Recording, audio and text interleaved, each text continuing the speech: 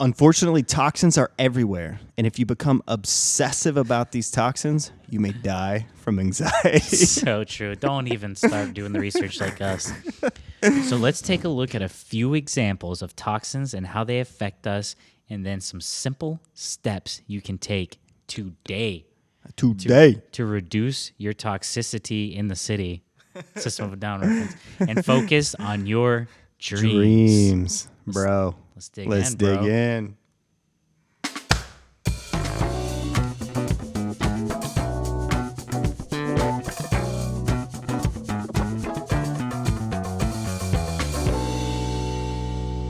So this article on The Atlantic. I'm Jonathan Noel. And I'm Brian Noel.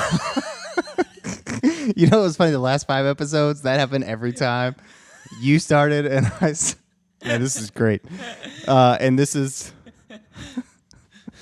Forms and Focus. Where we provide guided forms that manifest radical focus. Where we want you and everyone more to be than us to be focused as boy. The Atlantic, the toxins that threaten our brain.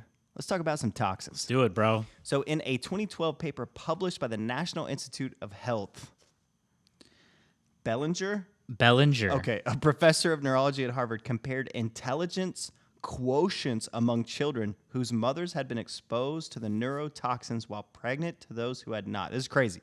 Bellinger calculates a total loss of 16.9 million IQ points due to exposure to organophosphates. Organophosphates, the most common pesticides used in agriculture. So 16.9 million IQ points of how many people?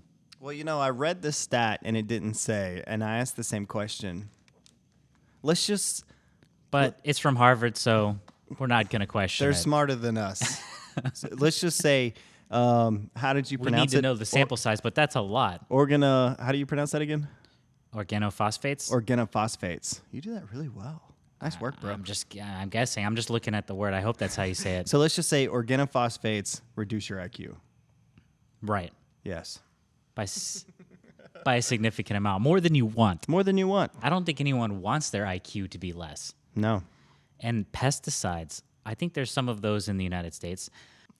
All right, bro. So I was reading article in U.S. Right to Know. Okay, CPS. These are, I think it's chlorprifos.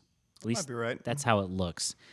These are insecticides, okay? They were introduced by Dow Chemical in 1965 and have been used widely in agricultural settings. The CPS is an organophosphate insecticide used primarily to control foliage and soil-borne insect pests on a variety of food and feed crops. Just another thing we put on our food. So we were just talking about all the heavy metals. Yeah. You know, and the chronic inflammation. Mm-hmm. But just now with all these bad foods we're eating, or unhealthy foods, they also have pesticides. How nice. How nice. CPS is used on a wide variety of crops, including apples, oranges, strawberries, corn, wheat, citrus, and other food families and their children. Other foods that families and their children eat daily. Eat an apple a day keeps the doctor away. I had an apple today, and hopefully I washed most of the pesticides away. Isn't that crazy? You'll never know. USDA's pesticide data program found CPS residue on citrus and melons even after being washed and peeled. Oh, well, that answers my concern. By volume, CPS is most used on corn and soybeans, with over 1 million pounds applied annually to each crop. 1 million. I just found this and put it in the notes. So we're not bluffing here. So I just want you to picture 1 million pounds of pesticides. Oh my! Just picture that in your head. I don't even know what that looks like. I don't either. 10 pounds is hard. Well, that's a lot. I could not carry 1 million pounds. So, oh my god. Non-agricultural uses include golf courses, turf, greenhouses, and utilities. So you're at a park, you know, you're like, oh, I just want to lay in the grass. You know, it's a nice day. And you're just rolling in pesticides. Just rolling in How it. wonderful is that? What a world to live. What a world we live in. I know. And supposedly the chemical's not allowed on organic foods. Okay. So But that's good. it's allowed on the crops literally right next to the organic foods. And then some of it may or may not blow over if there's a gust of wind. Maybe. Allegedly. It doesn't happen. So, bro, you've got these chemicals everywhere. Is anyone trying to ban these things or what? So I went on a rabbit. The deep web. I did. The dark web. And so it was pretty wild, actually. And I'll just put some links in the blog post on formsandfocus.com. But apparently a lot of organizations are trying to ban CPS. And Obama tried to ban it, and then Trump came in and allowed it to continue, and now a bunch of organizations, and yet it stayed through Biden. Yeah. He hasn't tried to get rid of it, and a bunch of organizations that are against this stuff are suing the federal government. A big mess. It's a big mess. A bunch of people know about it. They're trying to sue. They're trying to get this stuff, used less. Because people eat it. Every day. So anyway, look it up. Look up CPS. Look up, CPS legal, all that kind of Well, stuff. something to consider too, and I'm not an expert on this. Yeah. Clearly. I don't think Brian and I are experts on anything. Nope. That's why we always say the name of the articles. That's right. But imagine, they mentioned specifically corn and soybeans, and imagine all the oil produced from soybean and corn oil for deep frying. How much of the pesticides makes it into that?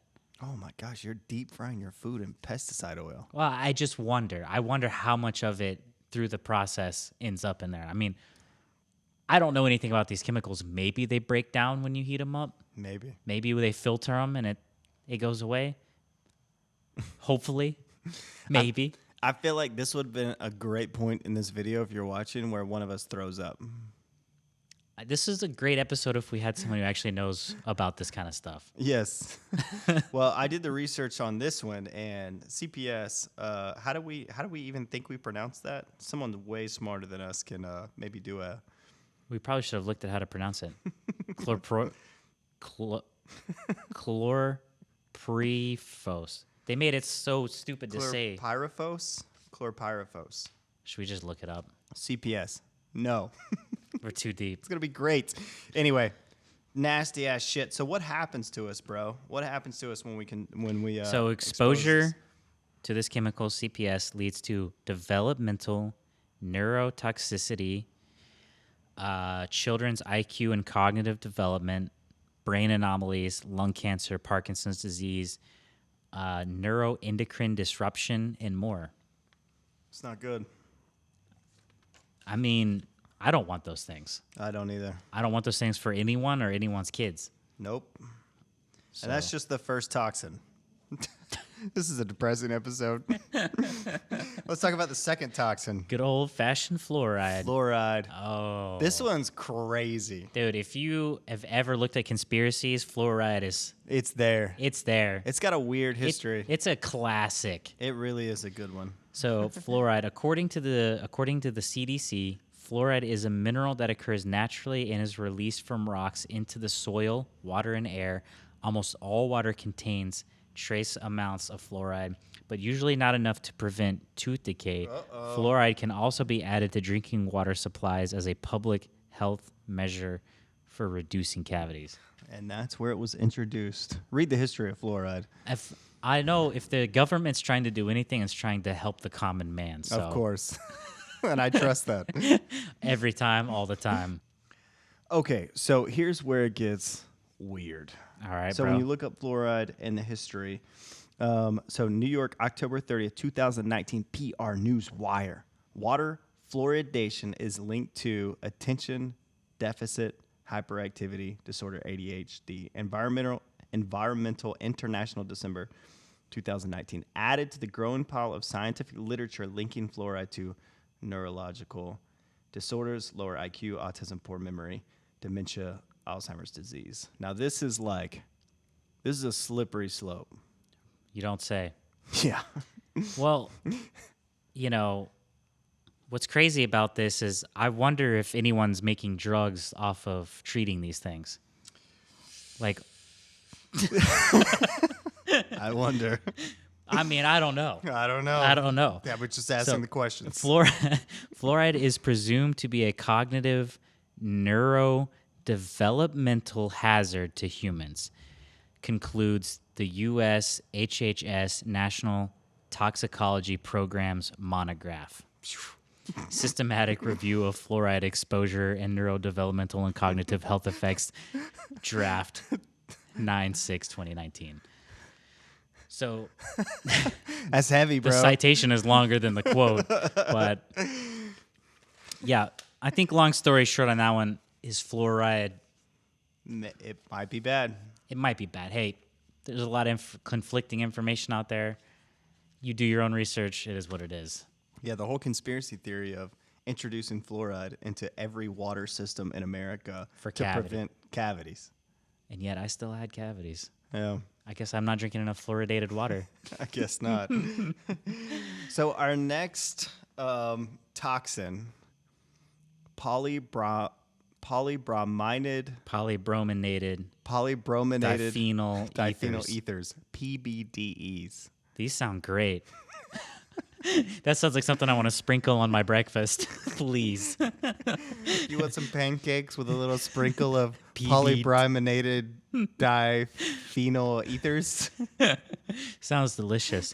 So PBDEs, it's used as a flame retardant in textiles, computers, furniture foam, plastics, electronics, automobiles, and construction materials. Oh, wonderful. Yes. I'm not exposed to any of those things, right? When I drive, sleep, chill, sit home, and sit on the couch. So if you're smoking a J and you drop it and your bed catches on fire, there's a flame retardant. Wonderful. Which prevents you from catching on fire. You know, they started making cigarettes, I forget the year, where cigarettes go out if you're not. Oh, yeah? If you're not smoking them, they have a flame retardant in the cigarettes. So then, like, for people, if you pass out and drop your cigarette on inside, you don't burn your house down. If cigarettes aren't toxic enough, how about some PBDEs? I'm not saying it's PBDEs in there, but yeah, we don't know. There is a flame retardant. So according to an article from The Atlantic, California, at the urging of the chemical industry several years ago, put the highest standard in the world on the levels of PBDEs that needed to be included in them. So California actually said, we need more of these chemicals to prevent. The result is that people in California have the highest levels of brominated flame retardants in their body. Hey, maybe that prevents them from catching on fire. Just walking out of a burning building. PDBEs, baby. So the state finally banned PDBEs in 2006 after studies from Colombia showed high quantities of the compound in women's breast milk and linked it to IQ losses and shortening of attention spans between 2008 and 2012.